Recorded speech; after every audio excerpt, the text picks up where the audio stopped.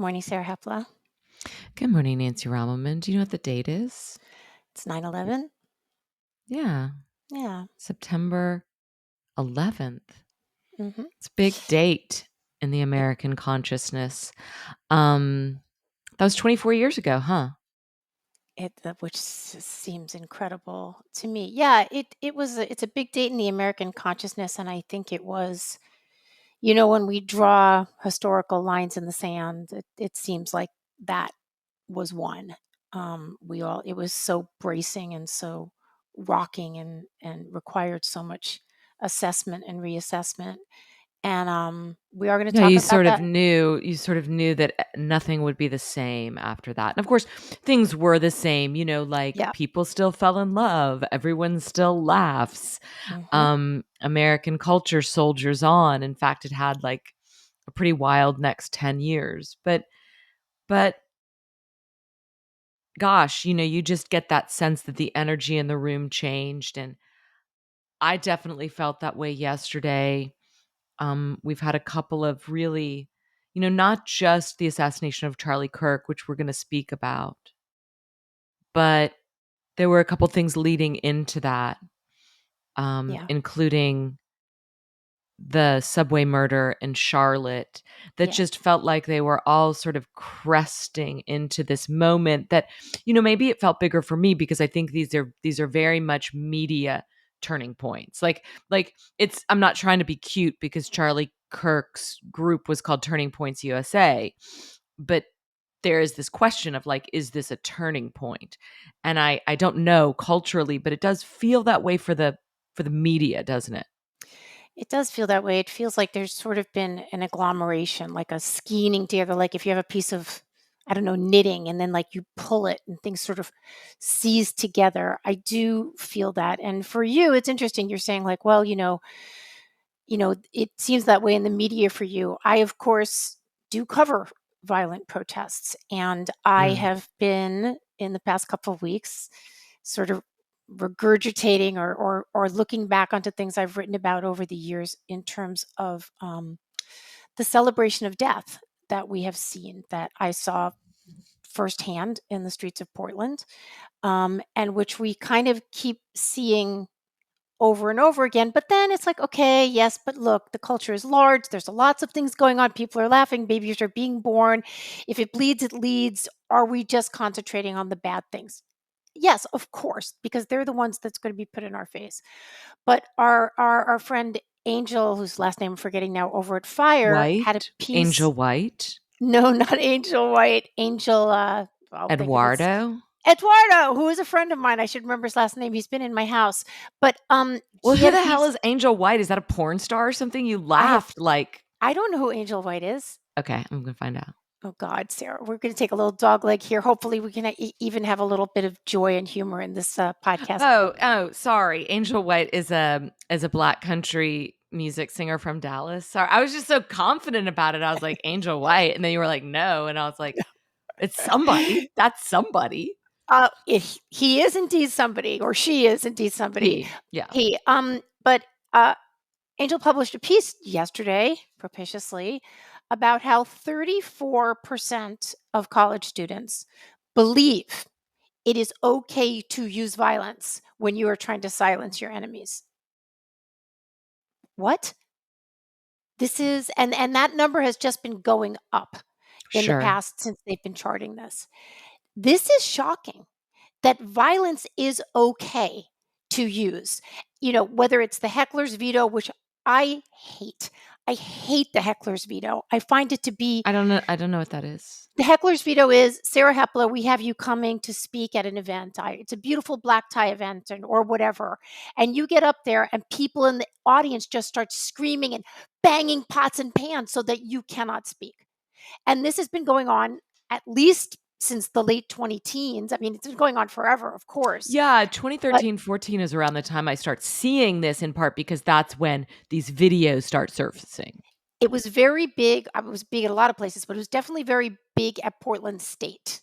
Mm. And I was living in Portland at the time. And the problem for me is that it absolutely shuts down discourse. And it says, we're not going to talk about this. I don't like your idea, Sarah Heppel. I didn't like your book. We're not talking about it, period. But besides that, it's unbelievably juvenile. It's just the same as like a toddler throwing poo because he or she can't think of anything better to do. So these people that get up and do the heckler's video, they can't think of anything better to do than bang a pot and pan. It's like, dude, grow the fuck up. Um, and Well, that's so interesting. Yeah, I always thought of those as like tantrums.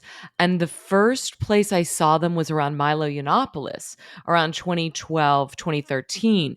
And this made me pay attention to Milo Yiannopoulos in a way that I might not have otherwise. And Milo Yiannopoulos is somebody who, oh my gosh, I hope theses are written about that character. I mean, talk about a really Machiavellian um yeah, guy. I mean, yeah, I couldn't even start.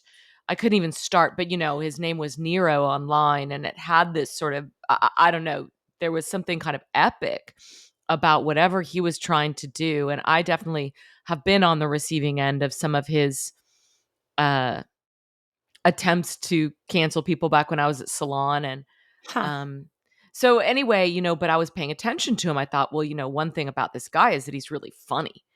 Milo, I mean. Yeah, I was listening and I was laughing, and it's that thing where like comedy sort of disrupts the rationale. It's like you can think something, but then somebody says something outrageous and you just laugh. You can't, it's like a yeah. fart. You're like, "Oh, I didn't even mean to do that. I just let that slip." It's a Whoops! fart from your mouth. I'm going to start calling laughs a fart from your mouth. Is that going to go Please don't. over well? Do you No, think no, that's going really, to no, really not going over well. That's like morning breath times 9. We don't need that, Sarah. Um, Okay, but I just but want to, my point is it's an expulsion, okay? And yeah, so it's, or like I peed a little in my pants. All these things, they're sort of like you're trying to control yourself and you can't control it. I always saw Charlie Kirk as being in line with this tradition of Milo, storming these campuses. He had identified that campuses were just such fertile ground sure, sure. for controversy and provocation. But what Charlie Kirk did so differently was to sit there and debate people, and I thought that was Discourse. really fascinating. It took me a while to catch on that the whole debate me bro thing, like what he was doing with Turning Points USA, Hmm. was not going in and giving these lectures, whether you agreed with them or not. That's what Ben Shapiro was doing. That's what Milo Yiannopoulos was doing. He was going in and saying, let's talk, Let's do it. debate me, bro. It had a little bit like the guy that sits at Central Park and is like, do you have a problem? Come talk to me. Ask me a question, or Ask yeah, me a question. advice. Yeah, But yeah, yeah. it was, instead of setting up an advice table, he was like, let's have a debate. What do you want to debate me on? And I I have was like, oh, well, that takes balls. I saw a cute one this morning on Twitter. There was a young guy. I guess he was like in his 20s. It was a debate me bro, and he says to Charlie Kirk, "So you think MJ is still the goat?" Meaning Michael Jordan. And Charlie Kirk's like, "Okay, let's talk about this," because the guy is trying to argue that it's LeBron James, and Charlie Kirk just wipes the floor. And so it Are was you that serious? too. It was that too. It wasn't just politics or Trump or conservatism. It was like he would take those questions. But I want to just track back a minute to the 34% of young people think Yes. violence is okay. Yes. So Yasha Monk, who's incredibly smart, who is a friend, I think he's a very, very bright guy. Maybe we'll get him on the show. He had a piece up yesterday called The Assassin's Veto. And I thought, this is reality. So Hmm. when you go from the heckler's veto and that becomes okay, and now Mm. you've convinced 34% of people it's okay to use violence, how large a step is it to, well, it's okay to assassinate, right? We've decided it's okay. Yeah, We've that's decided it's fascinating. okay. No, it's Um, horrifying. can It's can I horrifying. can I pause in that 34% for a moment because I want to make an observation, which is that I don't know exactly what age these kids are that are College. doing this, but this is coming on the tail end of 10 years at least of microaggressions, of trigger warnings, of silence is violence. So we're seeing again the extremism of our culture. So on one hand, you have the words that I say are hurting you more than ever, whereas you and I came of age and a sticks and stones may break my bones. And like Yeah. there is a very strong distinction between rational discourse or even ugly discourse and hitting someone in the face. And they're saying, oh, you know what? Well, silence is violence. So you know what else? That means violence is okay. And that's really interesting to me. This is the logic of a lot of the radical left politics of the 70s, and I'm sure we'll talk about that more. But as you know, I've been deep into a rabbit hole with the Weather Underground, with Days of Rage, and the Symbionese Liberation Army. This is all happening around the Vietnam War, where, the Vietnam War is an abomination in their minds. The idea is to bring the war home. Well, so if you bring the war home, what do you need to do to get people's attention? Yeah. Violence. Blow So people up.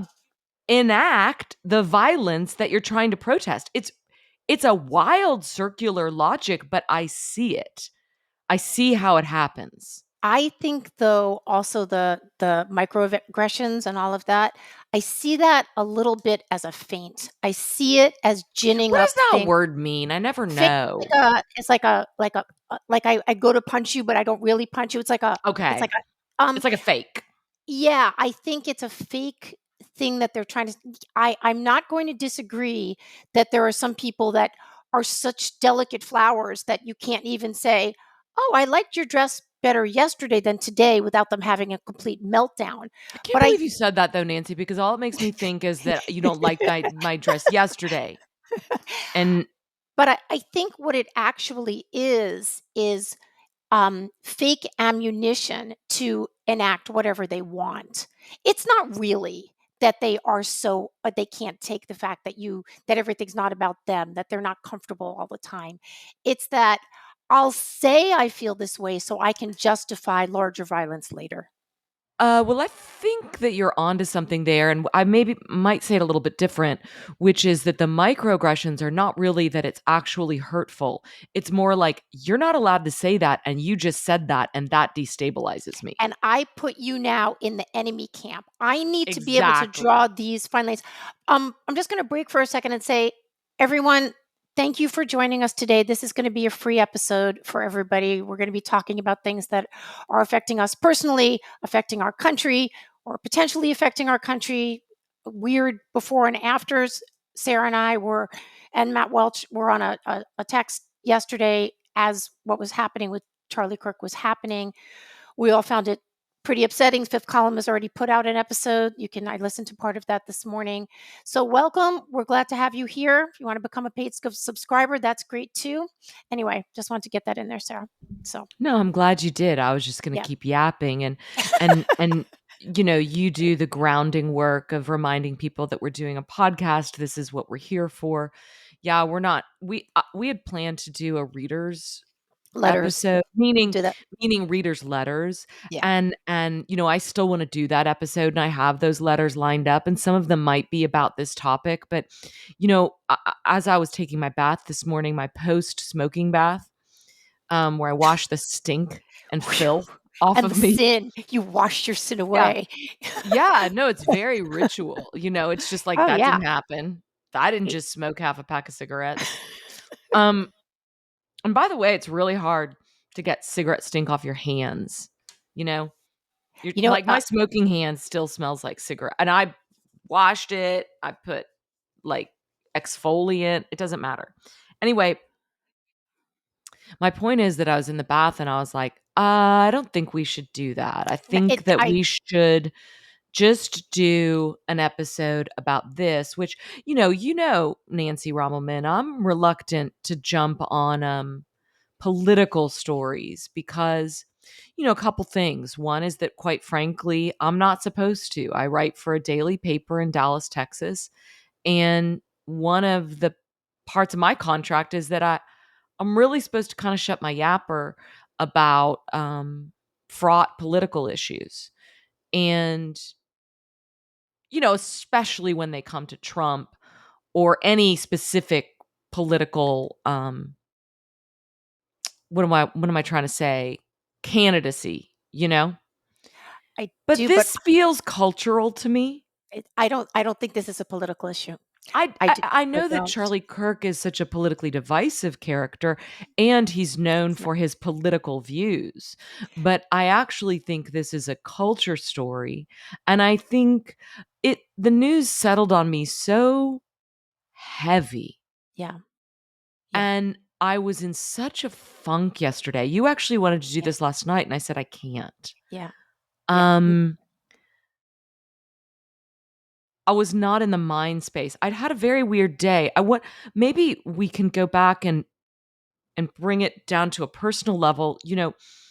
I I spent yesterday out at Globe Life Stadium, which is the Rangers Stadium, Texas Rangers Stadium. The Dumb Zone, which is a podcast that I often appear on. I love those guys, Jake and Dan. I know some of their listeners listen to us. So if you're here from the Dumb Zone, thank Welcome. you. No puppet. That's an inside joke that nobody will Okay. get unless they Okay. listen to the Dumb Zone. Okay.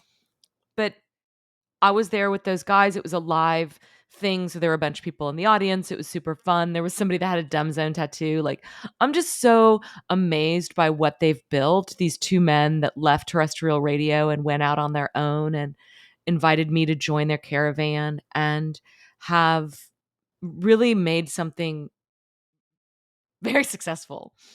Every time I go, I'm like, Jesus Christ, you guys are making a lot of money because they're doing, you can see it in the office and the, Ding ding ding yeah, ding. like, okay, money's getting made over here. Um, and I love those guys. I really do.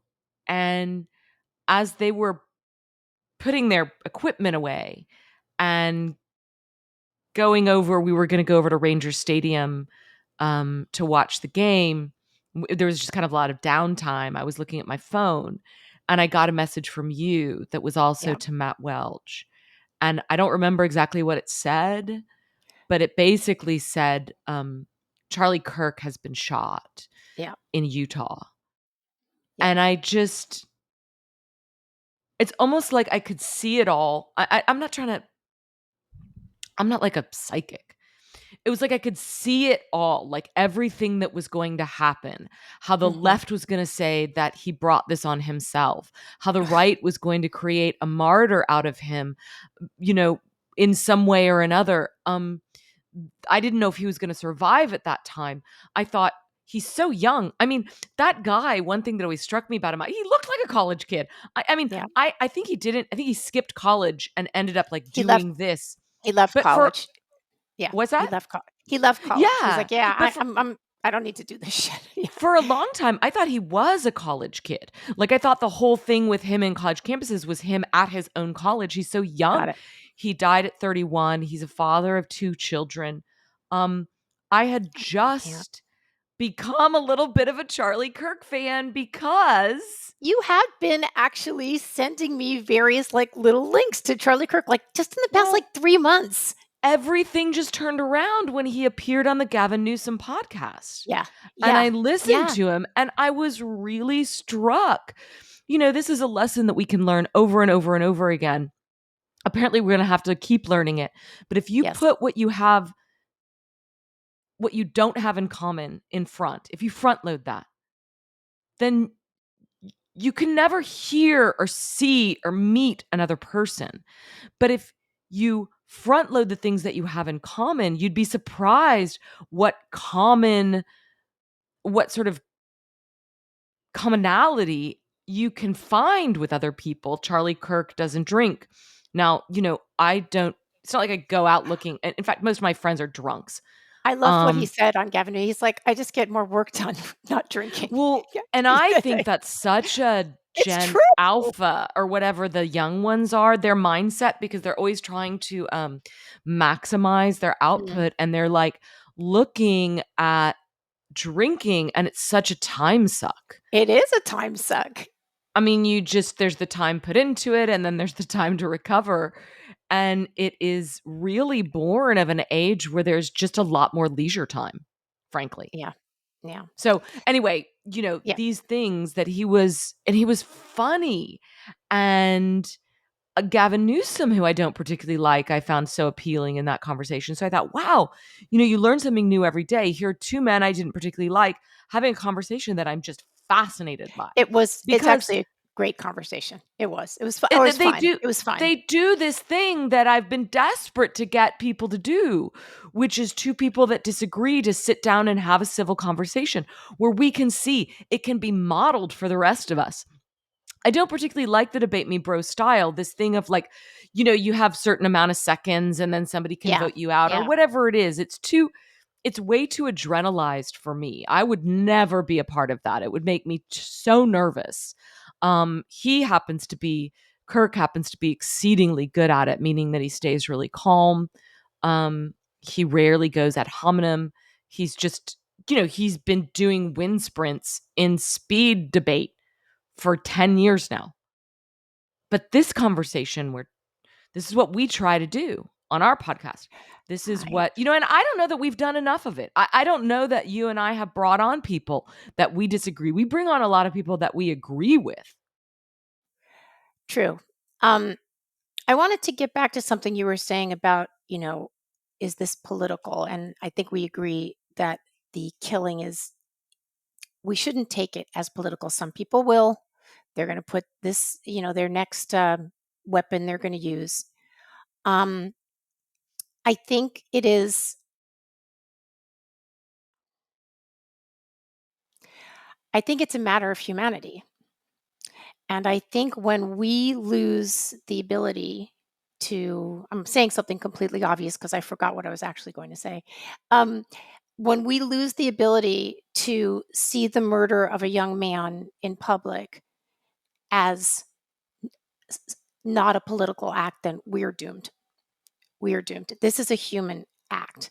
And I think that most people, yes, we saw a lot on Twitter. We see whatever talking about the lunatics on Blue Sky or the lunatics on Twitter or the people who are somehow celebrating his murder.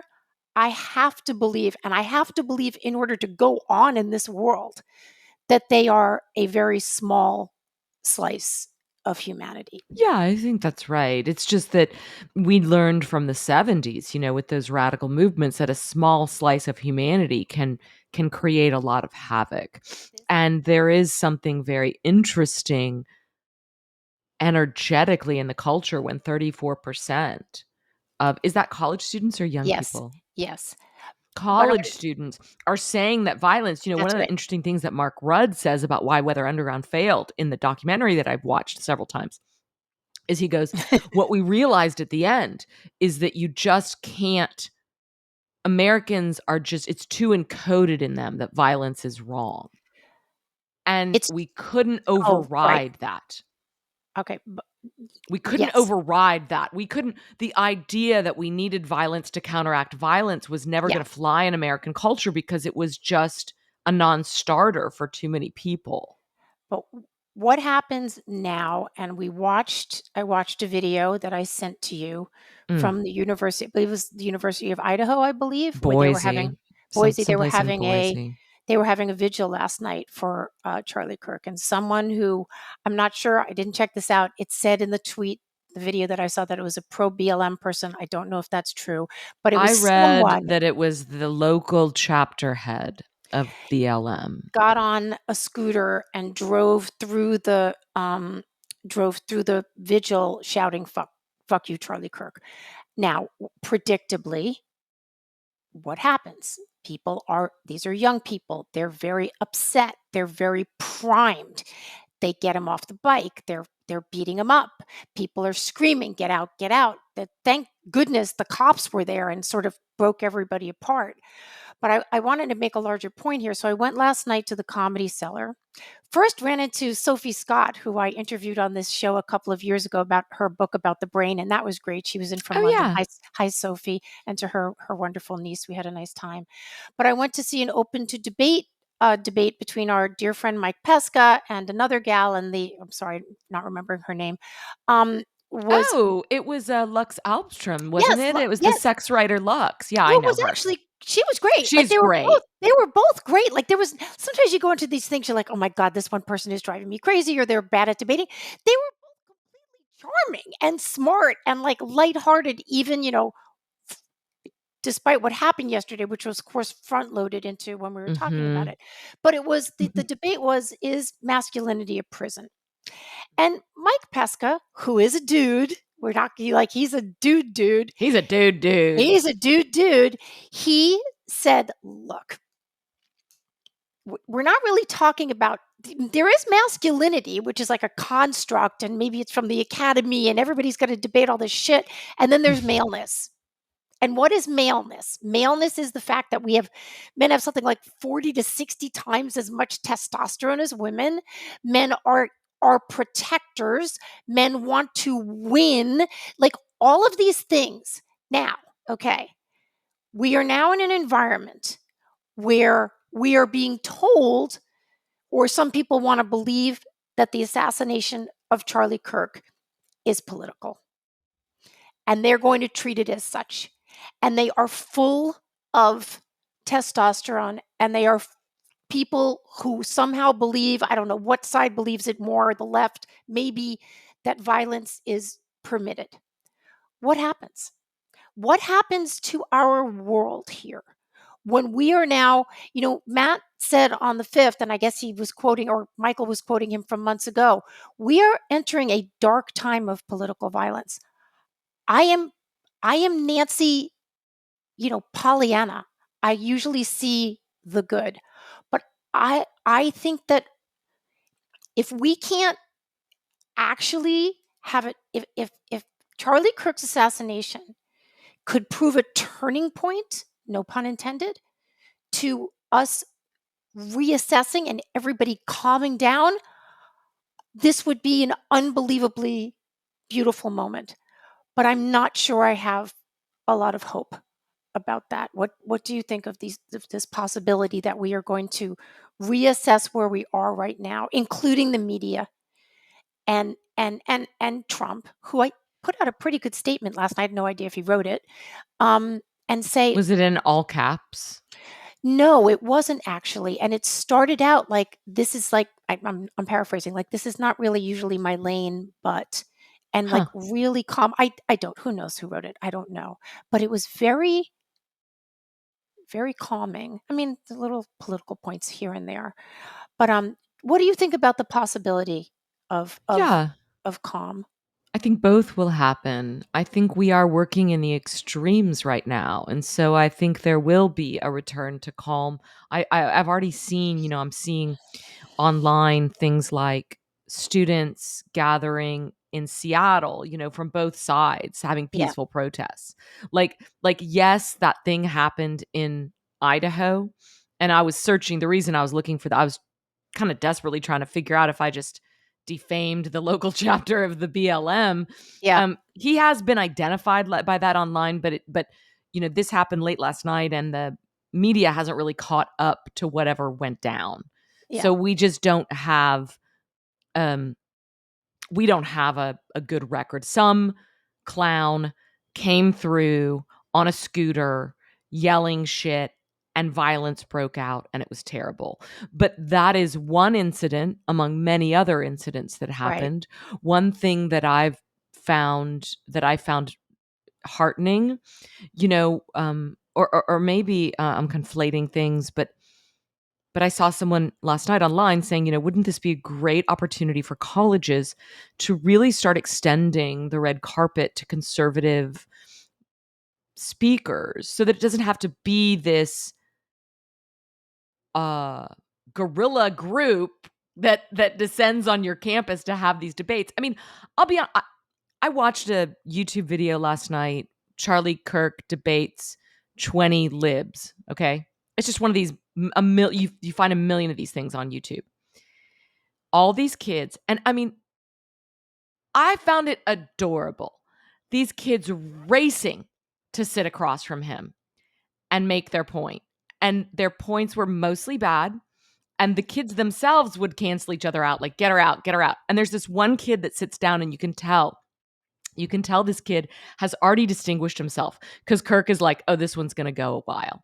And the kid kind of like ruffles his hair and is like, okay, so abortion, because they're debating abortion and they're debating what makes a murder and what that word means. And they're debating the deep question of when life begins. Yeah. And one of the things you see in the other debaters is it's almost like they don't have the vocabulary to discuss this because they've never had to unpack it so Yeah. deeply. You're just not allowed to say abortion is murder. So therefore they're without any kind of defense when someone says it is. And then you get into this discussion about where life begins, which gets really difficult because what does it mean, life outside the womb, life, how is somebody that needs assistance outside the womb different from somebody that's old? It just gets really, you get into all these. But this kid was like, he came prepared, and he Ooh. had Charlie Kirk not back on his feet, but Kirk was like, that's a good point, that's a good point.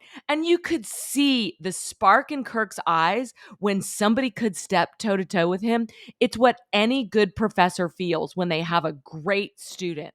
That's the guy. Let's go.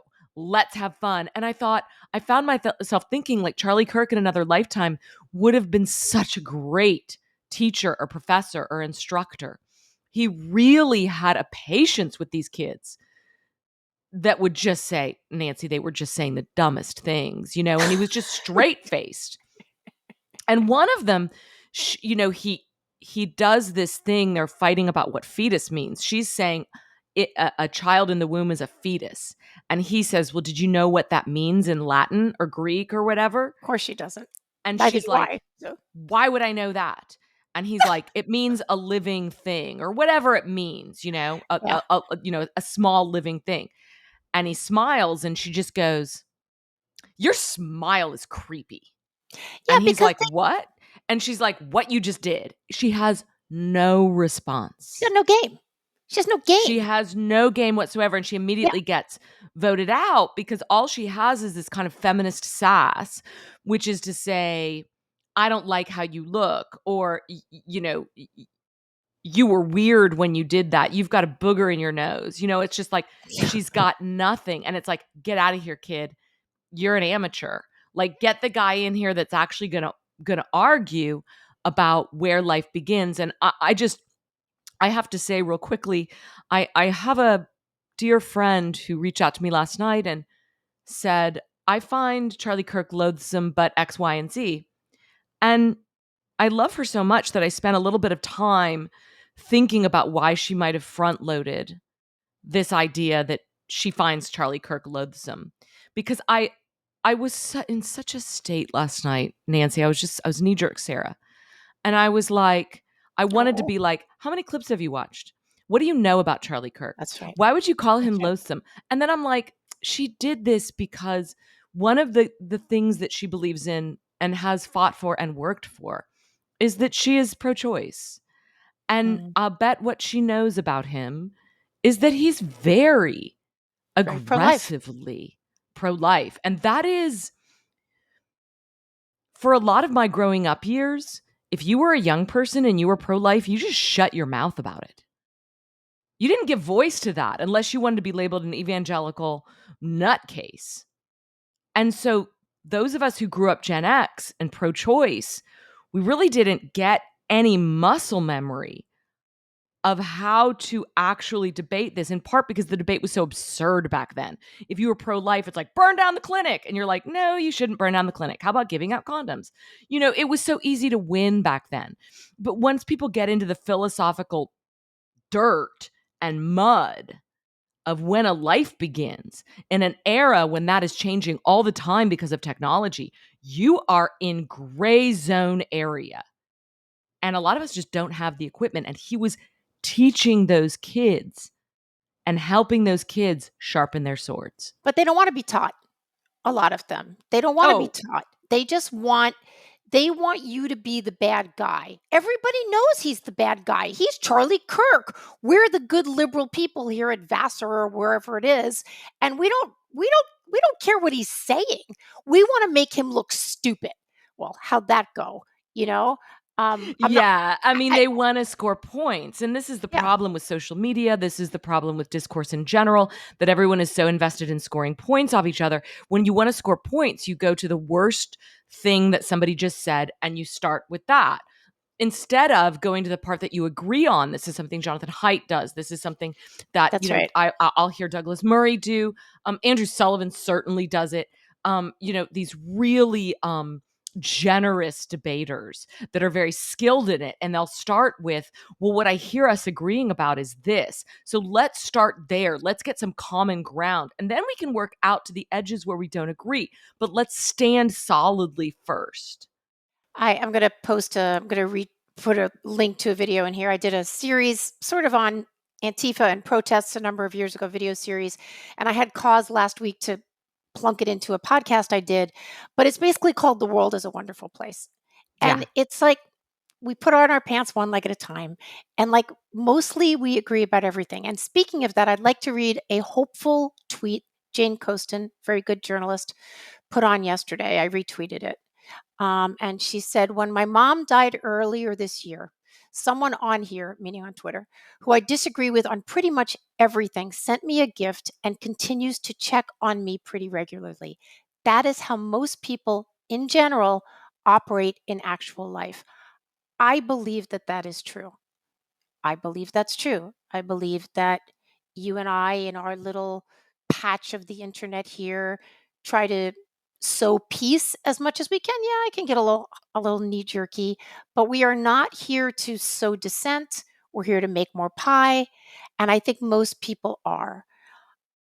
The problem is again, and Mark Rudd said, well, most people don't want that violence. I believe that is true, but I also see that were in the divisions that have been sown in the past 15 years are so stark that even though some people are trying to creep back to the middle, even like major media outlets that are checking themselves a little from how much division they've sown amongst their viewers, I think it's going to be a little hard.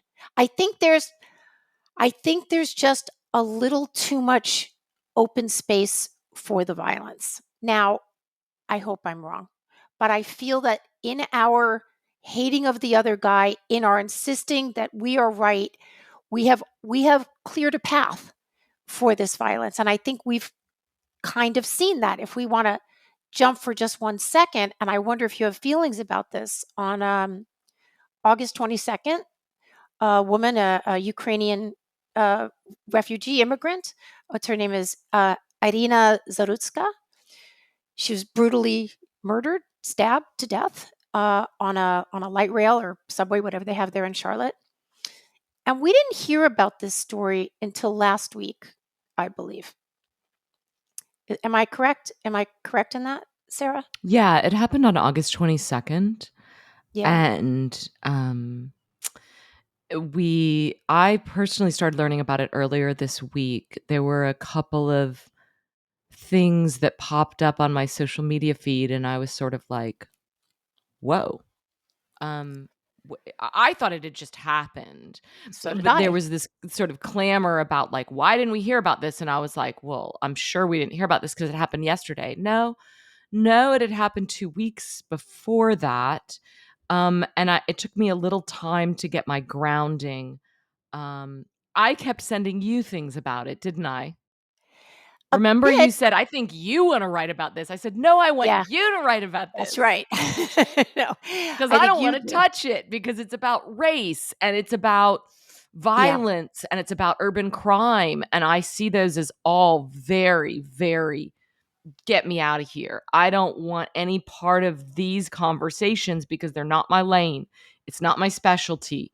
Um, but what happened, and I think one of the things we need to talk about is how easy it is to stumble into shocking, outrageous visuals of violence in our world. Our world, which is safer in many ways than it's ever been, meaning the world outside your door. But the world on your screen introduces you to things that earlier generations would have lived a lifetime and never seen. That's Um, exactly right. I mean, there's always been, a terrible rape or the murder of a child by a parent, but we didn't know. We didn't hear about it. but we didn't see it is my point. We didn't see it, like Yeah. like Yeah, yeah, yeah. that morning, it was before dawn, and I know because I was out on my smoking porch and I was scrolling through Twitter, so it was maybe 5:30, 6:30, and I'm looking at this. There's videos of a woman being stabbed in the neck on the subway, and I'm like, get me the fuck out of here! Like I don't want to see that. I went immediately to the internet to learn more about it. There had been a Wikipedia page created, and at the very top of the Wikipedia page there was a big banner that said, this Wikipedia page has been nominated for deletion. And I thought, oh, that's weird, I've never seen that before. But it was quite thorough, meaning that it wasn't like some troll page. I mean, it was sort of like, this was carried in the Telegraph, and this was happening in, the Ukrainian papers had really covered this, because it turns out that this had been a refugee, the young woman who is stunningly beautiful. Yeah, very Let's beautiful. say a word for Ukrainian women. She had Oh, come yeah. from Ukraine, and she had come with her family as a refugee from the war. And she was sitting on the subway, and from the video, it seems as though she's minding her own business, looking at the phone, when some guy lunges up behind her and stabs her in the neck. It's essentially everyone's nightmare of what could happen on public transit, right? I just have to say I did not watch I have not watched the video, which is unusual for me, Yeah. but I don't know. I've seen enough stills from it. I know what happened, and I'm just going to count on you for this one. I watched the Charlie Kirk for us yesterday. I When we were texting, I said it's not survivable. I I could Well, I could see what you happened. did. You did It's say not that, and I want to come survivable. back to that eventually. But Nancy, I didn't watch it. Okay. I'm not. I grew up at a time when I wanted to be very tough. I had a tough older cousin, and I loved men's worlds, and it seemed like in order to do that, you had to toughen up. And I was a softie. I was a little girl that used to say goodnight to all her stuffed animals and apologize for the ones that she couldn't take into her bed, because I could only choose one. And then I would cry because I'd hurt their feelings. So I always tried to make it up to them. I made it very equitable in the little Sarah's room. So that's who I was, overly sensitive. And I wanted so badly to be a part of this. I don't know why I'm crying, sorry. I wanted so badly to be a part of this tough life. Drinking was a part of that. Drinking toughened me. And so, it's funny because I was listening to the Fifth Guys this morning, and they were talking about Faces of Death. Faces Oh, of Death was this thing in the 80s that was going around, and everybody wanted to watch it. And, I, of course, know that there's this terrible story about the son of Sam, like this video series, The Sons of Sam, which is about potentially not just David Berkowitz, but some people that were working with him, to basically, some of those videos were to create snuff films for Faces of Death, which is this bizarre plot twist that happens. And you're like, wait a minute, what? And then you start realizing, wait, where did the Faces of Death come from? Like, where did those videos come from? They don't just come out of nowhere. We didn't have cameras back then. Anyway, Moynihan and Welch are talking about, like, 14-year-old boys are the worst. We all wanted to see Faces of Death. Neither of them had seen it. I never saw it. I knew people that saw it. It was like an urban legend, was that, oh, have you seen Faces of Death? But I, who read Stephen King, part of my toughening, but also part of my, like, loving a sort of adrenalized literature, was like, I can watch Faces of Death. Show me Faces of Death. And I never watched it because nobody ever had it. So I lucked out. But what strikes me is how hard I had to work, how much, sort of prelude there might have been in 1985 to trying to watch somebody die, as opposed to the sort of without prelude, the lunging from ambush of, yeah. oh, guy stabs this woman in the neck. You better scroll faster. You're going to see it. And this is, again, this speaks to these extremes in our culture where for many years we had trigger warnings. I think they've stopped using them so much and realized they don't really help. But we had trigger warnings, and I was so irritated by that. And I remember talking to a a woman that worked at a university once and said, "This is so irritating. Why trigger warnings?" And she was like, "Well, one thing you have to understand is that these kids are growing up with the internet, which had no boundaries. They have been exposed and seen things that you and I as children never had to see." Oh, of course. And I Of thought, "Oh, well, course. that's really interesting. I've never thought of that." I mean, we've talked about this in terms of what they've seen in terms of sex. I mean, things that I haven't even heard of. They're like being able to see when they're 10. In terms of faces of death, the first 5 months of my pregnancy, I lived in a house with 6,000 other people, and I was asleep in my bedroom, and I got up to go to the kitchen, and some people in the living room were watching Faces of Death, and I immediately broke down and like ran out of the room. I saw like 1 minute of it, and I was like, I can't. Like there was no way. Not when you were Oh, carrying no. life in your body. Oh, my There's goodness. no way you could Oh, that's watch that so stuff. interesting that you No. had an actual I, visceral oh, completely. response to almost like these this is very It was sort of very like upsetting. Freudian, the like life and death impulse sort of, I I think can't remember what he calls it, Thanos and Eros or whatever the fuck. it I'm could so have bad. even been, if I'm not maybe making this up, I think Tim, Tava's dad, might have been watching because I was going to sleep early. I was pregnant. I was like, oh, it's 5:30. I gotta go to bed. Um, I think that he just came in and stayed with me. Like, I'm sorry. Like, this is, yeah, you can't do it. You can't be around that. Um, Well, that's I super interesting, and it also makes me wonder if some of the coarsening among young women has to do with the fact that they haven't ever been pregnant. Fewer and fewer women are having children. And because I exist on the other side of this, I never had kids.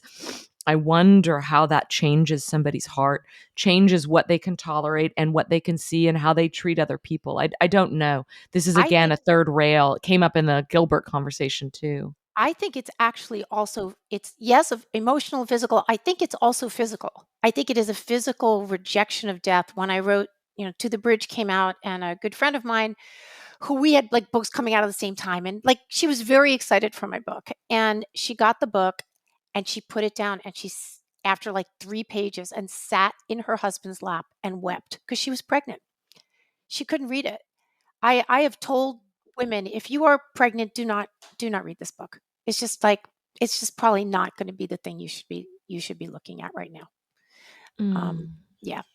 Um, So, where were we going with all we're that? talking We were about talking about the Charlotte subway. And why did we not so, hear about it? Let's talk about the Wikipedia page. yeah, Um, so when I clicked on the Wikipedia page, it was very interesting because it said, if you want to add to this debate, go in there and you can basically look at all the sort of the edits. the moderators of Wikipedia in open source arguing about whether or not this page should stay or go. And what you see, I didn't spend a ton of time with it. I just had never seen that kind of debate in open source like that. Is that a couple days before, there's a lot of people saying, no, this is not a thing, this is not a thing. And as the Telegraph and the Ukrainian papers are coming in, people are saying, wait a minute, we have to pay attention to this. No, this is a thing. I absolutely believe this should be here. But I was so sort of baffled by what's the incentive to say there's nothing to see here. Because to Well, me, and look, I know, okay, faces of death, it's all around us. Fucking somebody's gonna die in Dallas today. Who knows how many people are gonna die in New York? They don't get Wikipedia pages. It's tragic, but they don't. It's actually death is a normal, everyday thing like life. It's part of this cycle.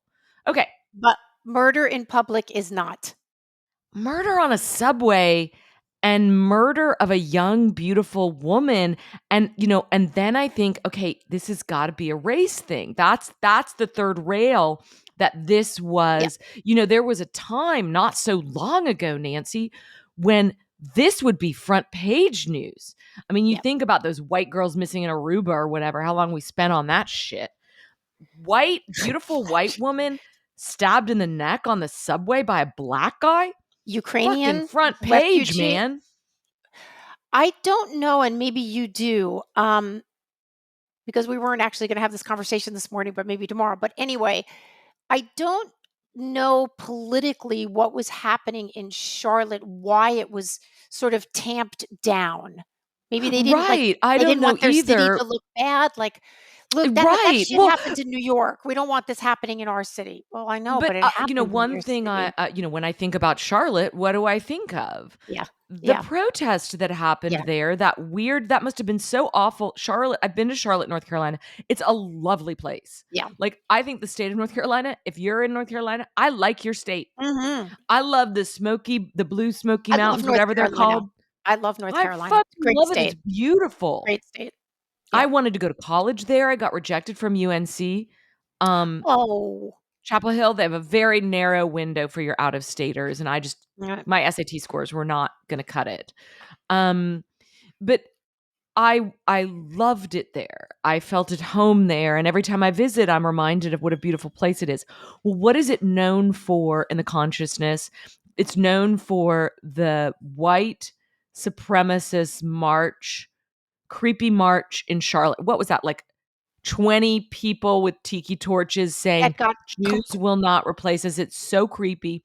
And then the right, but it guy also got going through ov traffic yeah, that's and the killing someone, and it's very sad, This guy is I don't know what he's doing. I don't know if he was trying to kill someone. I don't know if he was trying to get the fuck out of there and somebody I don't even know. I think he was my impression is that he was trying, and this is what it's like again, we're kind of circling back. There were like 20 of these guys in their, T-shirts watch with the tiki torches, "Jews will not replace us." It got, you know, really probably more coverage than it should have, though it's disgusting, but And because we more were in this protesters. The protesters outnumbered them by Right, like vastly, 20 to vastly, 1. vastly, but we had to see this, okay, whatever, the media hated Trump so much, we needed to see that constantly. The mowing down of a protester, again, why what is going on here? What are you looking for? What kind of glory are you looking for to do this? And why did you think this was okay? What in the culture are you just a sicko? The guy who murdered DeCarlos Brown was the man on the train in Charlotte who was apparently deeply, deeply mentally ill for decades and could not, did not get the help that was required of him. This is another issue. It's still a terrible murder in public. It is something that we should, I don't think we should make it a big political football, but it should kind of be known so we can have the conversation about making things safer. But it was weirdly tamped down, and I believe it was tamped down for racial reasons. That's my impression because people are Yeah, his story, that young I don't know how old he was, he's in his middle-aged, 30s, in his 30 30s. something. Yeah. His story is such a tragic story because it really brings up, like, what do you do with these chronic cases? People that really cannot be rehabilitated, they are not in their right minds.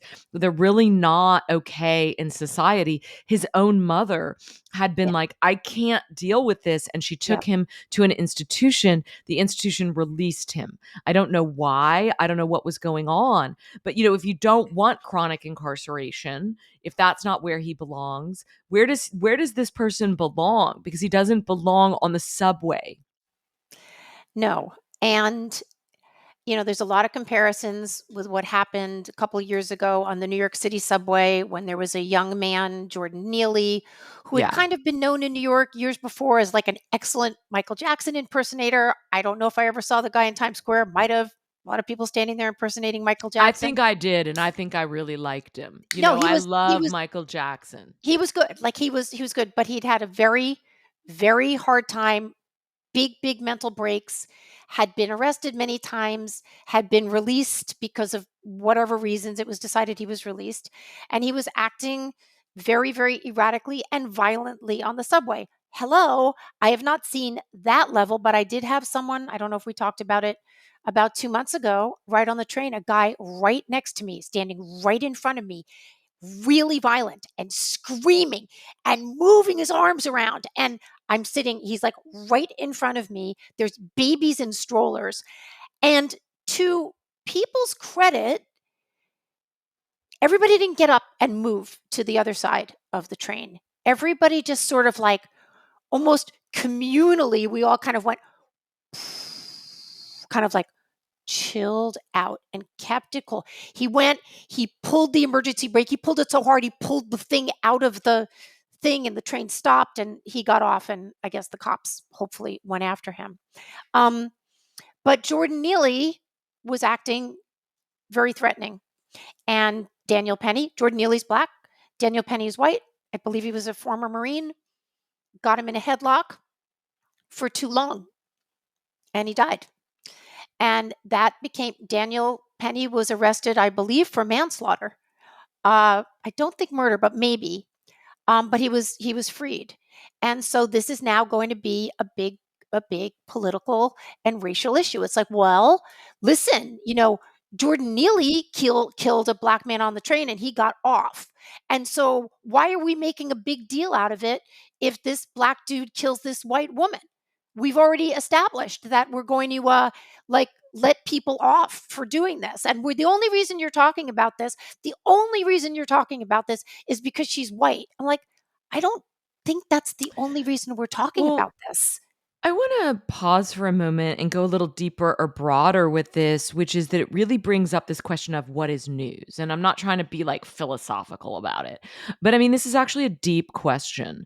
Um, Crime reporting is interesting. Like, why do we even have crime reporting? I'm trying to remember, like, you want to know what's going on in your community. But I remember growing up with my dad watching news reports at night, and I was like, this is just like bad news central. It's Yeah, like, why do yeah, you end your day with like, person yeah. died, so and so got killed? It's just like, by the way, horrible shit happened while you were at work. And I was just like, what is this? I didn't like it. It always felt sort of blunt and without any kind of meaning. Like, what is the meaning that we make of this? It's one of the Well, reasons why I never wanted to get into broadcast journalism, because it just seemed like you were reporting on shitty things that happened that day. I just want to interrupt for 1 second. I understand that, and I agree with you to a certain extent. And even though they're doing it in a ham-fisted 45 seconds on the 9 p.m. news, I think it is also a way we are honoring a life. I mean, we are, in our small way, memorializing this person. I'm Well, not I saying think they're that's a doing it really right. good point. And I think you see that when someone dies and they don't get written about in the paper and they don't make the nightly news, it feels diminishing. Why didn't you cover this, especially if that was a violent death? In It public. didn't even make the news. That's a measure of its worthiness. And so you can't list everybody's names. It's not like 9/11 Yeah, where we're just going to read the list of the dead for yeah. 2 hours. Like, you can't do that on the news. So you have to make choices, and you make editorial choices, and why this and why that. And is it supposed to be of the community of people, or is it supposed to be again, counter the community? Like, in other words, you're doing sort of like drugs and gun violence. I very rarely read stories about Chicago gun violence that's happening in what we used to call the ghettos. I don't know what you call it now. Yeah, yeah. The inner city. That's not going to be on there, but that's where a lot of statistics are coming out. You're much more likely to read the anomalies, the man bites dog story. In other words, somebody was stabbed on a subway on their way home from work or whatever. So that's a very Maybe we when I pay dated a attention to the homicide detective, this is awful, and I apologize to homicide detectives if I'm talking out of turn and telling your secrets. I think it's a known secret because I read this in David Simon's Homicide. When they had an anomalous death, they called it a real victim. Um, and so there was death that happened in the sort of landscape of this drug and gun yeah, war yeah, that was always happening. The Wire captures this so masterfully. The kind of cat and mouse game that happened because yeah. of the war on drugs in a lot of ways. But it involves drug dealing, and it involves guns and death. And so if somebody was stabbed in a bar, like, my ex would tell me this story of a college student who was sitting at the bar, and this crazy guy came up behind her and slit her throat. That's a real victim. Yeah, And to him, I'm saying. yeah, And that was, I recognized from the media standpoint, oh, it's the real victim stories that we're telling on, that we're unfolding in 4,000 word narratives. yeah. How did this happen so it can't happen to you? We're not writing No, 4,000 word narratives about why did 7 black men kill each other last week. yeah. That feels intractable, and So it's that is sort of that is the story I would like to write. Because then you Well, you really, should. that is where, like, I think it's when there's such disparities, like, the victim's very young, or they're of a different sex or of a different race, like we can, like, more clearly say, oh, well, here's a story. But the story I would really want to write is like, okay, these 7 dudes killed each other. They're all different. It's not like they're all the same. They're all different. They different parents and different education and different things they loved. And I like cats and you like dogs and I was a vegetarian. And, like, how did they all wind up in this place where they felt that the best decision they could make was to kill each other? That's the story I want to Yeah, write. that's a beautiful idea for a story. I'd love to read a Nancy Rommelman piece on that. It reminds me a Yeah. little bit of a book by Jessamine Ward called Men We Reaped. And Jessamine Huh. Ward is Oh, oh, yes. she's Black writer. She's a very good writer. She's a little bit Faulkner-esque for me. Like, I love Yeah. Faulkner, but Faulkner-esque is sort of like a bridge too far, where Yeah. it's like real deep poetic, like Cormac McCarthy is like this. And I'm sort of like, God, it's like the Bible or something. I don't know what you're talking about. Yeah. But Right. I'm not Hello. smart enough, or I'm You not like left me back literary. You here. left me back here. I wanted to join you, but I But can't. I So I just can't. I can't hit that frequency. But anyway, she is a beautiful writer. Men We Reaped is a beautiful memoir. It's about 4 different men in her life that died, and Okay. they died in Wow. different ways. Um, and I can't remember if she's in New Orleans or something like that. Some southern, maybe Atlanta. I just can't remember. But anyway, it's a beautiful memoir that really takes time with each of these stories. I'm also Mhm. reminded of a book called The Other Wes Moore. Wes Moore is I would love to see him become the future president. He is the governor of Maryland right now. I Mhm. met him uh 15 years ago, probably, when he wrote a book called The Other Wes Moore, which was about another guy named Wes Moore that had his name, and they had very different outcomes. The Wes Moore Oh, writing the book had a sort of is elite Ivy League education, went into yeah. the military, is unbelievably gorgeous. Nancy, when that I'm sorry, and this is so not relevant, but like when you meet those guys and you're You just just like, okay, I would leave everything. Like, I can't really. I would throw it all away for you. It's a secret here. We're not supposed to tell the girls secrets, but we all know that, like, when a guy sees your boobs, 25% of his brain just sort of melts out of his ear. When you see sometimes a guy that really does it for you, it's kind of like I'm I'm I'm, I'm skitzing out a I little was bit here. skitzing out, man. And there was his beautiful wife right next to her, as Oh, damn it. gracious and accomplished and like just his equal. And it was like, all right, y'all do you. I'm gonna just remember this moment for small, quiet evenings when I'm alone in bed. But Wes Moore, I'm just telling you, I don't hear enough women, because the guys are always like, Wes Moore, he's very well spoken. And I'm like, he is. Huh?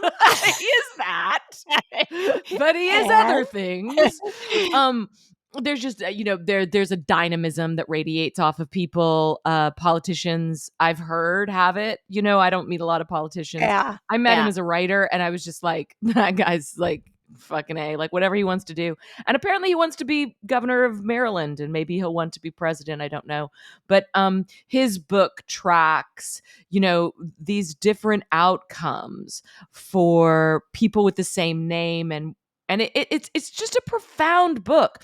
So you can see this in books and literature, but what I'm telling you is this stuff is not happening as a general rule in the media. Now, I think that's changed over the last 5 to 10 years. You get podcast series like In the Dark that's doing things like, why did Oh, this guy oh, that get was a great. retried for Yep. seven times? And our friend Pam Koloff, she does long form stories that look into some of these issues. The best of that genre, that long form genre, they'll take on these things. My friend Jamie Mhm. Thompson, she'll look into stuff like this. But we're talking about the tippy top of the media, because most media is down here in the foxhole. We're Yeah, not spending 6 months and 7,000 words to talk about one incident. I We're do. basically Yes, and I do too sometimes, Yeah. I mean, but I it doesn't have did to be a lot that. more. I did a lot more, but yeah, I mean, that's when you can look into a story at your leisure because you know that it's gonna be very complicated, and you can give your editor a kind of date that you think you're gonna get it there, and usually you can hit that date, but it can take 6 months, easy, or 7 Oh, years if you're I writing a book. the Monica Aldama story that I did, which Yeah, is really more about um the sort of barbed inside world of cheer, but more broadly about sexual assault and its allegations, um both on the college level and in the culture. It took me 18 months, in part because that case needed to work its way through the criminal justice system in order for some of those things to become, they had to get certain judgments in order for them to be able to talk to me about it. And there were moments in that 18 months when I was like, well, this story isn't happening because so oh, and so would sure. sue so and so, or so and so would countersue. And, oh, well, fuck this. Like, this ain't happening. All right, so let's circle back. I'm not sure where we were. I think we were talking about why we didn't hear about this story.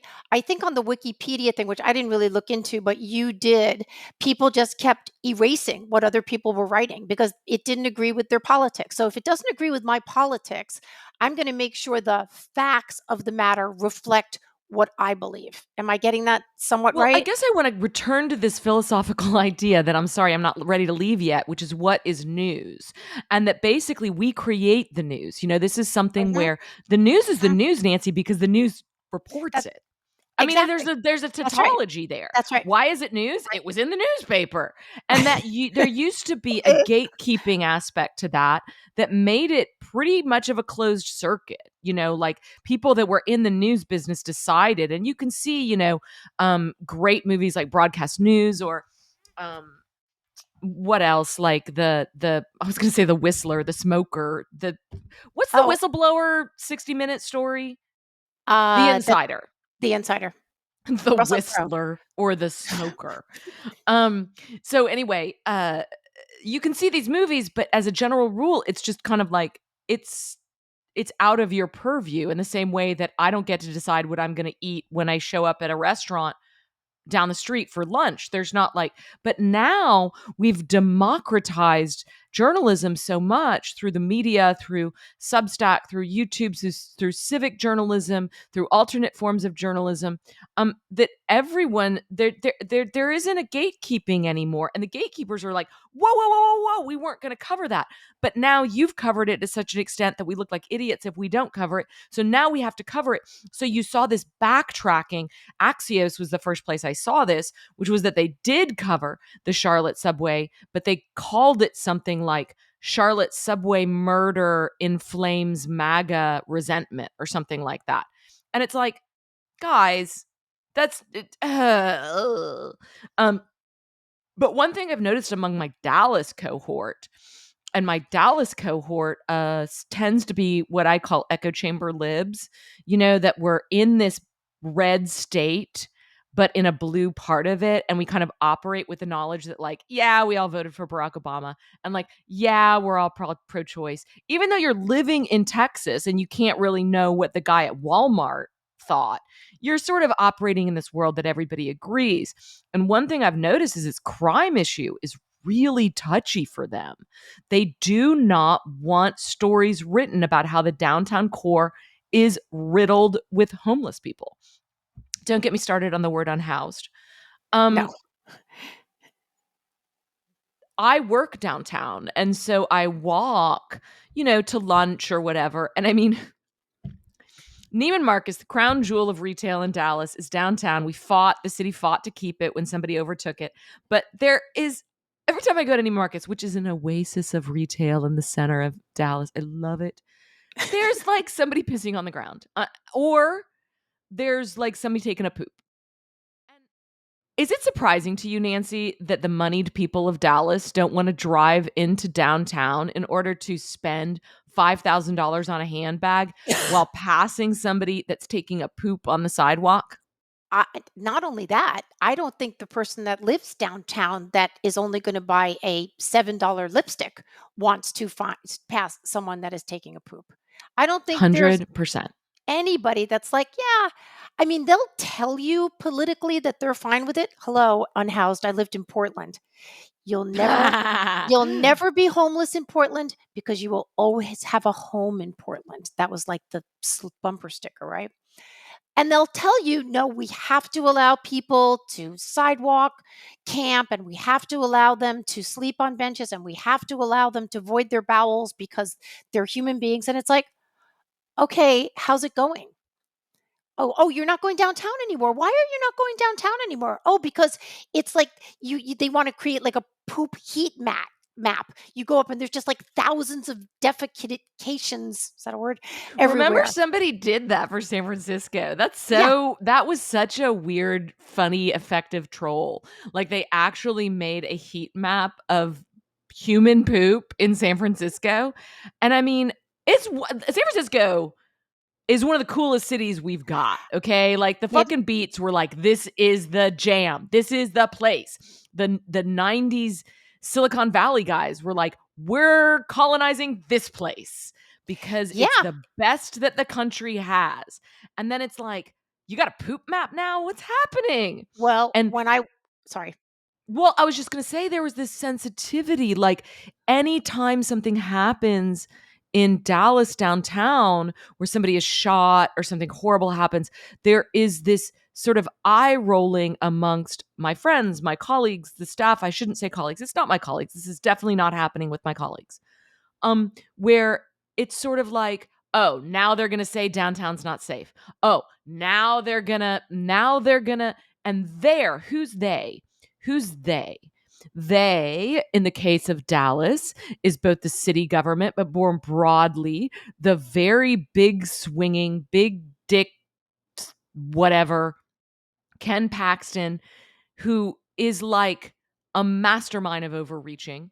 Like, I'm going to respond to policy in California by making policy in Texas even stricter. Fuck off, Ken Paxton. Fuck I off, don't Ken like you. Paxton. Greg Abbott, we'll talk. Debate me, bro. I'll sit down with you. Ken Paxton, I got no time for you. You're not a serious person. And I the way that news gets weaponized to change policy, conversation, uh, social mood, it happens so fast that people want to control the news. Why did we not hear what George Floyd had in his system when the autopsy happened? Why did it take so long for news to come out that he had a prior that involved a woman who was pregnant? That not he, but somebody he was with stabbed her while she was pregnant. Why did that take so long? It's because there's a control over the news because we can no longer trust where the news leads. I am going to make a pledge here, which everybody who has read my work or read your work knows. I pledge to give you the news straight. 2020 was a very, very, very fraught year. And people felt that if they didn't support their side, that they were supporting, then they were going to somehow give ammunition to the other side. And so they trimmed the facts to fit the theory. They forgave different things. They they didn't do a good job. And if you don't do a good job, it's sort of like on a map, right? If you're trying to get from here to here, but you just stray 5 degrees off here because it's better, let's not mention, no, it's not important. Well, where the fuck do you wind up? You wind up where 34% of college students think that using violence, because you don't like what someone is saying, is okay. That we have created this environment. I want to read a little something, and then maybe it'll segue us a little into 9/11. So I love this book. It was in my hot box last week, A Pilgrimage to Eternity by Tim Egan, and I read it every morning. And he's walking this trail from Canterbury to Rome, and he's stopping in all these ancient cities and kind of telling stories. Sometimes they're funny, sometimes they're historical. I read this morning. In 1095, Pope Urban II proclaimed a European-wide pilgrimage for war, and a holy war at that. It set the tone for the bloody expeditions that followed over the next 200 years. Deus vult, the Pope shouted in a fiery speech. God wills it. He guaranteed salvation to those who died. It was no longer a sin to take the life of a fellow human so long as that human was declared an enemy of the church. Right. We live in a Christian country, as I will know if we talk. I'm not saying I'm saying that, but we do. But we also live in a secular country. So you can replace church with team.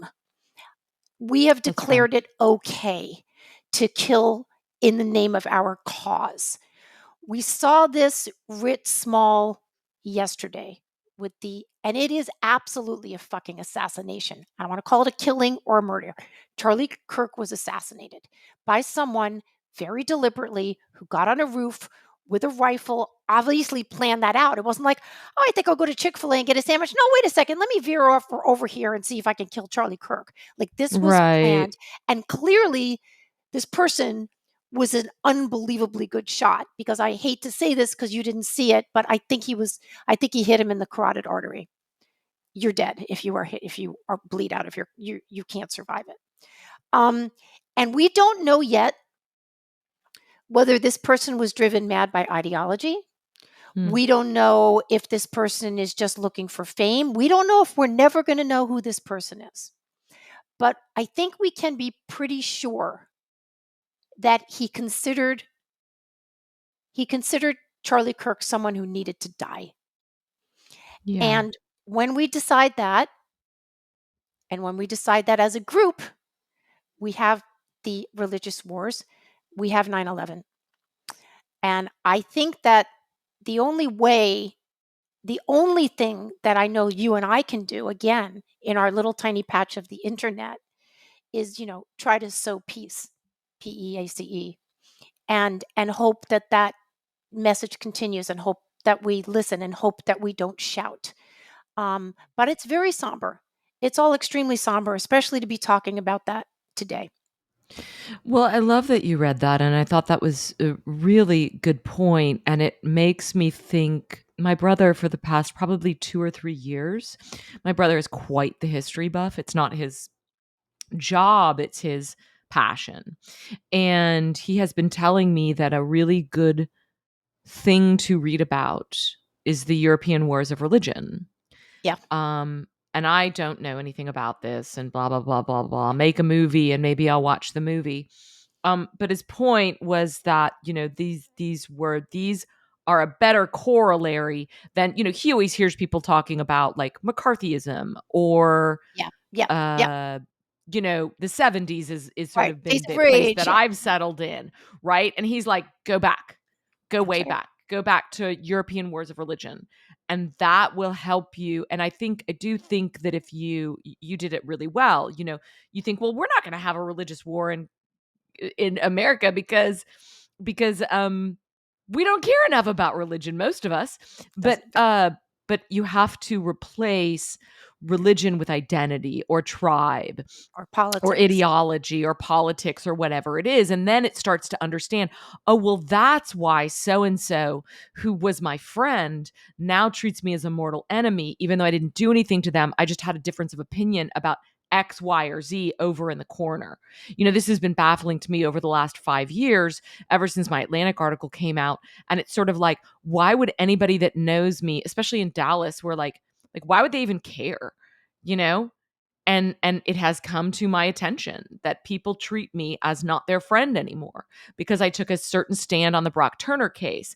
That Brock Turner case represents so much to them. I don't really understand it, but he became a scapegoat in the culture and now in their friendship. Everything they resent about me, everything they resent about who I am, how I do my business, what I've done, it all gets wrapped up into this like, well, you stood up for that Stanford rapist. And it's like, all right, well, this is out of my hands. But it is, if you understand sort of like virgin birth, like people would fucking kill each other over whether they believed that shit. And it's like, wow, If I or might, whether there should be, I don't know what the religious wars are about. I'm gonna have to do some reading today, but let's say maybe it was about whether or not transubstantiation is real. Well, it's it was not. You shouldn't be killing each other. No, and I just want to read you just so you can get an idea of why your brother maybe is so interested in this. So these wars start back then in the thousands. The decades of murder between followers of Christ took an extraordinary toll on France. Almost 15% of the population was killed in the war of religion, roughly four Damn. times the total number of deaths in the Civil War. If that happened in the Damn. United States today on a similar scale, 48 million people would lose their lives. That's insane. And Over what period of time? this is the religious wars are starting in the 10, well, let me actually I see. think it's Dark Ages. Oh, I think no, it's no. later. I think it's like This is like, no, yeah, 1516. 1572. Yeah. 1572, when Saint Bartholomew's Day massacre in Paris in August 1572. Kill them all, so that not one will be left to reproach me for it, said King Charles the Ninth. Good on him. That would have gone over Yeah. well on TikTok. Yeah. I would like Okay. to quote a little bit too. Mine is quite brief, but I was very moved by something that Freddie DeBoer wrote. He is a really interesting figure to me. You know, he's got a very deep mind, and I really dig that about him. You know, anybody that wrote yesterday, my hat is off I to you. know. I Like didn't. if you I went to the didn't. fucking laptop and went, "Brrrr," even if I don't agree with what you wrote, I'm impressed because I was at a Rangers game looking at my friend next to me going like, this world is fucked. Okay. So Mooney, I was with Mooney, our buddy Mooney, Oh, hey. and he says hi.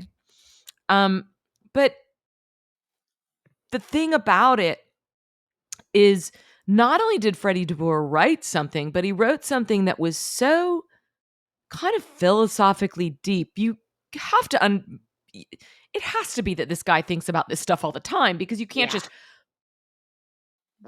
vomit out that stuff. And it just happens that you catch the muse on that day, the muse catches you, however it works.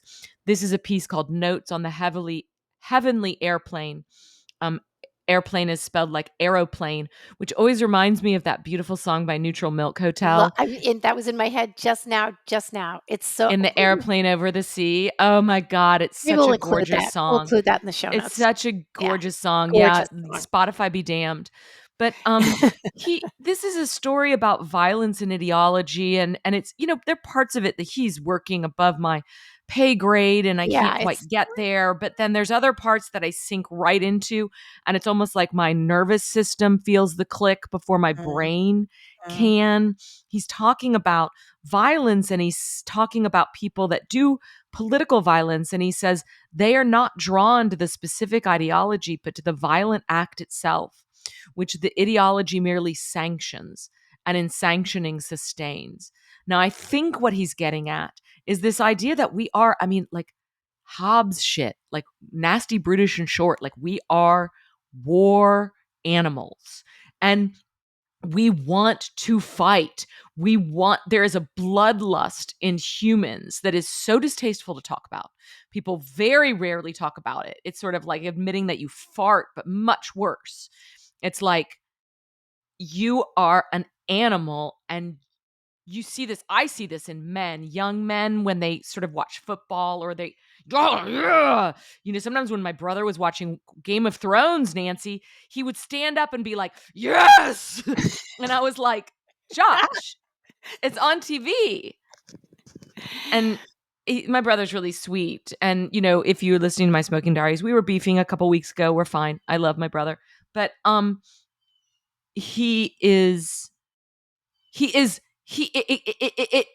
it moves through his body in a way that it does not move through mine. I mean, I'm sort of sitting there like braced, you know, like kind of like, you know, like somebody's going to hit me in the face. And he's like ready to charge. And I'm I'm persuaded by Freddie's idea that it really isn't the ideology. In other words, that we keep keeping our eye on this one ball. What is it about the ideology?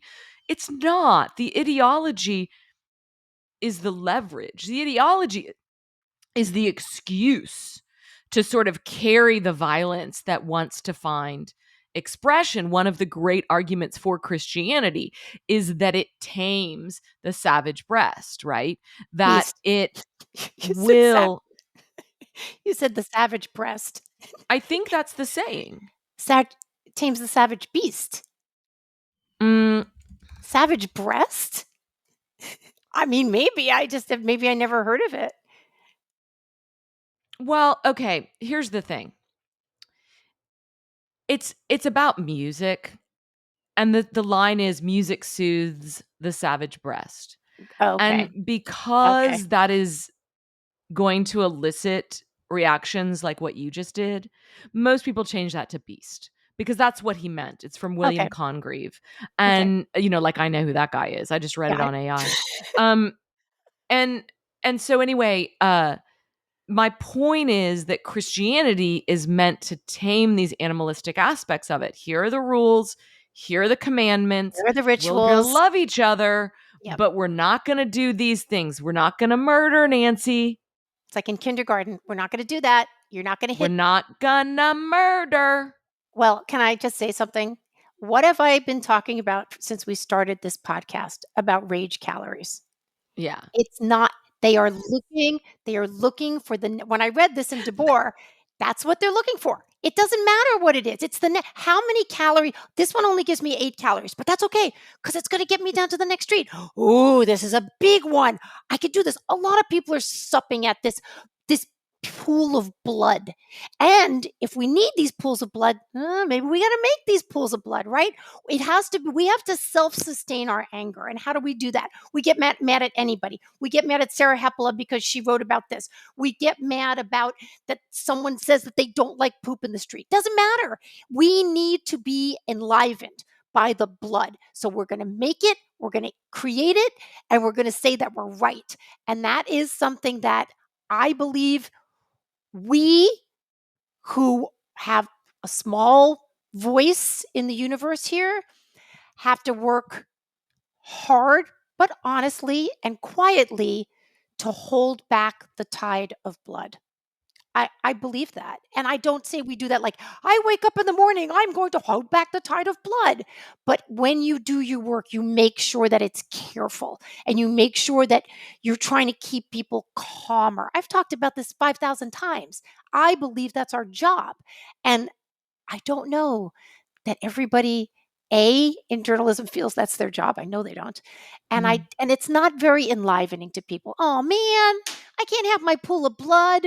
Damn it. What am I going to do? So, Yeah.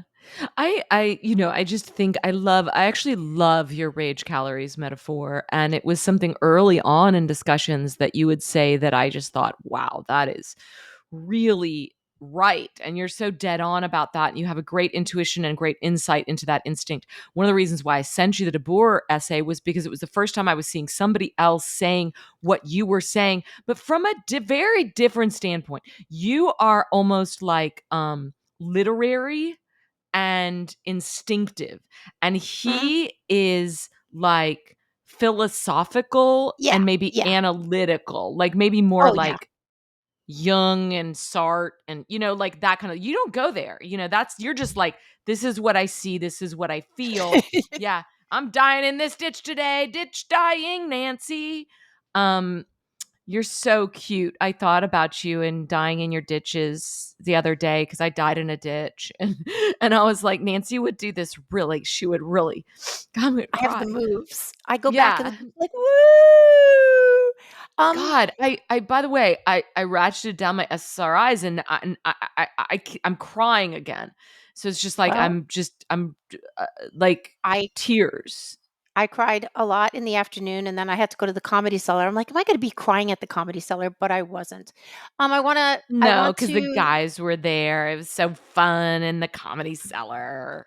uh, um, I have to go to the bathroom really bad, so I'm gonna let you do okay. what you need to I'm going do to while I go to the I'll bathroom. tell a little story, I while love you're it. goodbye. So it is 9/11 today. I live fairly close to, I mean, definitely walking distance down to where the World Trade Centers were. I may go down there tonight. And one of the reasons I may do it, not just in commemoration, I think probably a lot of people here knew people that were killed that day. I knew 3 people personally that were killed that day. Um, but also because the Twin Towers lights that most of you have seen, the sort of memorial that they shine every year, that was created by someone I went to high school with, Gustavo Bonavardi. I haven't seen Gustavo since one of my books came out, and he came to a book party like in 2011. But it's quite beautiful. Obviously, it's very simple, and I've never actually gone and seen it. I've seen it from afar. Might be better to see it from afar. I'm not sure, but I might wander down there tonight, and I wonder, while our fair lass is off, I wonder if you guys want to let us know in the comments whether you are doing anything today to remember. It is 24 years. It's funny, I not funny. It's interesting how history gets plowed under even something as enormous as 9/11, which I live right near where that happened and I am a New Yorker. Um like I didn't remember it right away, which is Yeah. terrible and also interesting and also necessary. We need to go on. Necessary. But 24 years. It's more than a generation. I told this a story about how I know the guy I went to high school with, the person that designed the Twin Towers lights commemoration. I might go down there, and I'm inviting our listeners, if you want to let us know in the comments if you are doing something today. Maybe not, and that's also fine. It's very fine to just like make some fried chicken and hug your kids or watch something stupid on television. But some people might be doing some interesting things that I would love to personally hear about. Um, so I was telling them I may go down. I've never gone down to the trade centers on 9/11, and I may just do that tonight because I have a free night. Um, I have, and it was super cool. Yeah, I I think was I staying will. in Tribeca. My friend Stephanie used to have a place in Tribeca, and I really nice pad, and not nicer than yours necessarily, just different, Nancy, just different. She was married to And Bobby Flay, right? So it might have been a little well, this was nicer. part of the divorce settlement, so that was Okay. also really nice. Um, but yeah, it was just like such a chic pad, and she was never there, and it was always like just I had the keys, kind of thing. Like I would just go, show up, stay in this Tribeca 2-story loft for a week, and pretend like I had that kind of money. So, I did go down one 9/11. I wonder if it would have been around 15 years. 15 years. And so probably ten years ago almost. But the light thing is gorgeous. I have the I gotta go prettiest see it. pictures Yeah. from that event. Maybe I'll post them today because I have the most epic camera roll. I have 19,000 pictures in my camera roll. It's insane. I It's always wanted. beyond being able to curate at this point. Yeah, I So you always can imagine. only keep adding. Um, so before But we get anyway, every once in a while I scroll past it and I'm like, God, those are beautiful pictures. well, why don't you send one and I will put it in the show notes if Ugh, you can find it. If you can scroll back that far without getting carpal tunnel. I Um, know. So before we get to our hot box, I am going to put a pitch in here to the free subscribers. Free subscribers, we love you. And you know how we would love you more is if you become a paid subscriber, because that allows us to do what we do here and also makes us really feel really good. So click that Well, clicky if you want. I'm gonna add to that. Can I Sure. refine the message? Please Okay, free refine that. subscribers. I don't love you because I don't know you. I couldn't possibly love you without knowing you. It would sound like I was just throwing that shit around, which I'm not gonna do, like my partner. Um, I would like to get to know you. The way that we get to know each other here is like you show up to Zooms and you start commenting on the posts, and we have. I love our community. I call them a little group of artsy eggheads. Now that's what I used to always refer to my college friends as, but I do that with love. This group. It sort of reminds me of the peeps I used to hang with in college. Really smart, really generous, not necessarily aligned, No, politically. There's no. a really interesting, like, oh, so and so's this and so's that. But what we share in common is this desire to kind of connect and communicate and find our way through this really baffling time that we're living in. And it's brought me a lot of peace, solace, and great links. So Yep. there you go. I got a compliment last night from Sophie Scott saying, I love the podcast and also your book recommendations, man. She loves the book recommendations. So if you've been a free subscriber and you haven't made it to this part of the podcast, because we usually pay for wallet, there's something at the end called What's in Your Hot Box. And we talk about what we're watching, reading, maybe we ate something great, designer we love, whatever. So I'm gonna start. Designer we I don't know. love. I Nancy, don't we've never done that. know. We Oh, haven't. It's Karl Lagerfeld for me this week. What? Are you I'm, like but it could literally Nancy's never happen. done that. What No. she will do is No. restaurants and Occasionally. Yep. like Yep. cities, because she travels a lot. Yep. Yep. But it's mostly like Books and you TV. reading a book and me watching a documentary. Yes, Like that's right. 80% of the That's time because right. I'm a documentary obsessive. Mhm. You're a bookworm. We both and you watch documentaries Yep. obviously, and I read plenty of books. And so it's less music. I would like to bring in more music. I think we should bring more music into this. But to be Well, maybe honest, I when we listen to the same shit all the time. right, I'm so do just I. listening. I'm still on my Billy Joel kick. But and then I went back to like Ryan Adams' 1989, which is Taylor Swift's album that he redid that I just love. It's sort of sonically soothing. Anyway, I just Well, listen to the maybe same shit. when we get our like dude of the month on, we'll make them do music because I don't know. Guys seem to always like. Remember, they're always making you mixtapes, and they're just like more music than I am. Certainly. Okay. Anyway, I'm gonna break form. I'm not gonna do a book, and I'm not Okay. gonna do something heavy because it's always a book and it's always heavy about whatever. I went and saw The Naked Gun 2025. Oh fuck. Come on. We went with Coco, Matt's daughter, and Matt and I. We were upstate a couple weeks ago. Wanted to see a movie. She wanted to see some like goofy new animation thing, and Matt and I are like, let's show her the trailer to The Naked Gun, and she's like, let's go see that. Look, guys, it's fun. It's silly. It's goofy. There are poop jokes. It's just like and Liam Neeson, come on. He's great. He's handsome. He's ridiculous. Pamela Anderson is great. It's just fun. You want to go see an hour and a half of silliness during these times? Is this a bad thing? It is not. The Naked Gun 2025.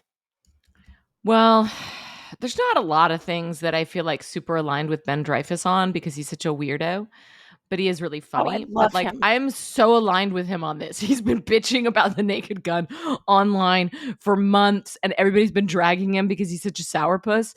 And finally, he's like, I went to go see it. You guys all piled on me. It's stupid. The first one was stupid, and the second one's stupid. And I'm like, Okay. I hated the Naked Gun, but it's also like, yeah, like if you can get a good yuck out of that. No, I know. Yeah, Nancy's what's so the problem? It's like, Nancy wears life like a loose garment. She's like, make more pie. You don't want that's to go see right. Naked Gun? Don't go I'll see go see Naked it. Gun.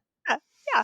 No, Plenty of you're the better best. movies. You're the best Yeah. that way because you don't take things personally, and I'm trying to learn from you. I am Oh, so like, baby. what? You didn't like my movie? Pistols at Dawn, and it's like, fucking cares. Like, life is too short for this shit. What's gonna be in my hot box? What have I been reading? Oh, well, I've been reading a Brian Burrow book. I've been reading Public Enemies. Oh. We just had Brian Oh. Yep. on, Yep. and I'm glad we had that conversation before this whole Charlie Kirk thing because Yeah. we were allowed Oh, to be a yeah. little bit more like historic and expansive on the topic of American violence and gun violence.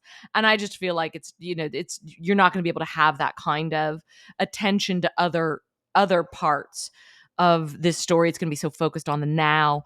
But Brian is, first of all, just a good dude. He lives in Yeah. Austin. He's a friend of mine.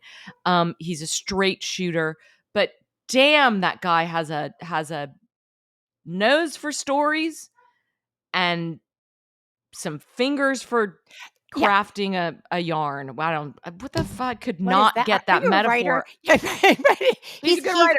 he actuates it. He actuates it. And he's also one thing about Brian that I love is that he's also kind of in the book. Like the book is, and then all of a sudden it'd be like, yeah, and what the fuck was that? Like he puts like these little sentences of his own in there, which kind of just like it's like ding rings a little bell right in the middle of a paragraph and punctuates stuff. And it's really, I have not seen a lot of writers do that the way that he does it. Well, it's not intrusive. It's almost like, oh yeah, there's somebody writing this. Yeah. Um, so Public Enemies is about the crime wave of the 30s. It has so many parallels with the 70s and also with the Black Lives Matter movement in terms of like its issues around policing and racial justice. And, but a lot of the things that are happening in the 30s are not happening. It's not racial justice, it's immigrant issues. It's Yeah, sort of your yeah, yeah, stand in yeah. for what's going to eventually happen with civil rights. It's your Italians, it's your Irish, and it's these poor farmers that are coming off these, just like broken lands, and they don't have any way to make money. So they start robbing banks. And you've got these like, John Dillinger types. And then you have like Bonnie and Clyde, who are just wannabes, but end up sort of pop culture heroes for complicated reasons. And, he's telling this story, and he tells it in a really compelling way. Nancy, you would love this. He's gonna chart like 5 different people, the way that he does with Days of Rage, where each chapter is a different chapter. But Mm-hmm. the big opening chapter happens like an overture, like they're all happening at once. So it's like 2 miles away from Bonnie and Clyde, John Dillinger Oh, opens the door, and you're like, whoa, I didn't know all these things were happening, because it's a oh, lot of it's happening in wow. Kansas City, because that's like a hub for a lot of reasons. And so he basically takes these stories that we see disembodied from the moment they're told separately. The Bonnie and Clyde story is its own deal. John Dillinger is its Right, but own deal. And he's synthesizing them in the that's opening. And it was like super cool. I was like, that's badass, Brian Burrow. I want to do that, because yeah, yep. he's he's making, without, like turning your head, he's making connections and building context so that, for that moment, from whatever it is, 32 to 34, so that you can live inside that and see what's going on. It's super cool. He's a talented dude. And one thing about the audiobook, because I just listen, I can't even read anymore, my eyes are so bad. um Campbell Scott reads it, which is pretty cool. That's George Uh-huh. Scott's son. He was a lead in Singles. Yeah, Kind of one of those actors that you thought was going to be bigger than yeah. they turned out to be, but he's great. And then Brian does the intro, Oh, and cool. he kind of like sets the table for why he's writing this book. This book has less of the intrusions, the personal intrusions that you're talking about, but it has that upfront thing of sort of like why I wrote this book, because Brian has a little Mhm. Southern accent. Um, and he's talking about his grandmother and stuff like that. And it's just, it's a great experience. It's educational. I'm trying so hard to fill the history deficits that were left in me by just basically never paying attention in history class, and also just getting my history education from movies for much of my life. Um, so yeah, that's I'll put that in my hot box this week. It just seems like this week has been a million years long. I've had a lot of like professional and personal kind of Oh, like girl, reckonings that have just taken a lot out of girl. me, and they're happening on like multiple fronts at once. My personal stuff has been a bit insane this week, but we're not gonna go into any of that. I do wanna say that I love that you said, "I wanna do that." Like, I learn from writers all the time. Oh Like, you're yeah. reading something, you're like, "Oh, I wanna oh, I'm gonna try that." Or like, "Oh, that's a great way to phrase that." Or it's just fun. We've What is we've the gone line, like good writers imitate, great writers steal? Steel, yeah. Yeah. I Um, mean, it's just like when you see somebody do that, it's like, I didn't know I could do that. That's that's right. fantastic. It gives Well, you permission. It's I've great. told you reading Mary Gateskill was the Yes. first for me when I was pregnant. I was like, "Wait, you're allowed to write like this?" Well, we've gone long, listeners. If you're new to listening to the whole podcast, we usually cut it at about an hour 30, but we're yakking this morning because we're glad to be here. And I want to leave people with a line that has meant a lot to me over the years. And I find myself when I'm like doing like little writing in the morning, like writing it down a lot. I cannot remember the name of the person. He is an undertaker, has a funeral home, but he also writes books. Someone is going to go, "Oh, Nancy, that's so and so." And he wrote about when his mother was dying. She said to him, "It all begins with praise." And if you think about it, this is the way to live your life. It all begins with praise. Whether you're saying good morning or whether I'm like saying, Hmm. "Ooh, Sarah, I like your dress," or wow, this is like a great thing. And just looking at people, and as you were saying before, not opening with what you have not in common, but having what you do have in common. So Mhm. I I think I kind of naturally compliment people a little, but that's a Really? I never small thing. experienced that. That's interesting. You do that with other people, not your pod partner. Maybe strangers. You gotta start laughing with noise because what Oh, happens is sorry. you end up laughing I'm so sorry. loud, and then silently, and then I listen to the podcast, and there's just this, like, fucking silence, and the listener is like, "Is she mad? What's going Did she have on? a Is she" stroke? No, yes, I was laughing. But I guess just like walking into the world, yeah, it all begins with praise. Those are my final words here, Sarah I Hepla. think that's beautiful, but I also think that it's a manipulative way to get me to say that your hair looks great today. Thank you. Okay, everybody, thank you for listening. Have a lovely day commemorating it how you like. And Sarah, my love, I'm going to see you next time. Smoke 'em.